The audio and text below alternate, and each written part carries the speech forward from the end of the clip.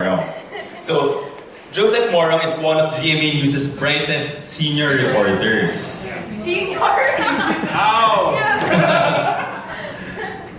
Sana lang naman yun. Nauna lang kasi siya. Pero very millennial pa rin naman siya. It's the mindset, not the confidence. In fact or fake, Joseph will, on a weekly basis, distinguish the truth from the fake news. This show will be fast-paced and witty, targeting millennials who wish to be informed, but no longer have the patience to sit through an entire newscast. So, can you share more about it? I'm proud to say we shot our first episode 2 days ago. So, kalakalat na sila, but the process is ridiculous for that particular show, so that's why. So yung fake news, I'm sure you've encountered that, at ang dami-daming gumagamit niyan. So, during the first episode, we are going to define it. So ano ba yung fake news? You'd be surprised that some examples that you think are fake news may not necessarily be fake news. So that's the teaser for the show. Interesting, huh? Interesting, yes, interesting. And, like, 2 days ago lang siya shoot kasi very, syempre mabilis yung news di ba?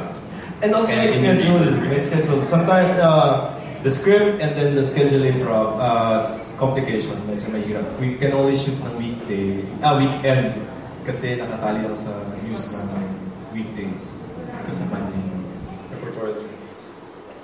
Interesting show. Interesting schedule. So yun, ng fake news is very important. This is the heart and soul of the show. Because that's where everything that we do emanates, no? So in selecting the stories or the examples, whether this is fake or not, nandun yung definition. What is that definition? Fake news is a lie that masquerades itself as news. So may intention to lie at magmukhang balita. So yun yung parameter namin in selecting what fake news are. Given that, you'd be surprised that some examples that you thought were fake news does not satisfy that. Kasi if you use yung fake news loosely, medyo mahirap siyang atakihin, no? Pwede siya kasing, the way it is used, pwedeng misinformation, disinformation, common mistakes, but that's not parading as news, no? So parang, kung mali yan, kung show lang siya. Kasi yung mga ganun examples na parang, nagkamali lang talaga siya, pero hindi siya nag-pretend to be news. By defining what fake news is, we want to separate journalism from what fake news is. By defining it, we strengthen what is news, in quality ng news, which is what? Based on facts, this is verifiable, this is true, this is spoken of, may nangyari siya.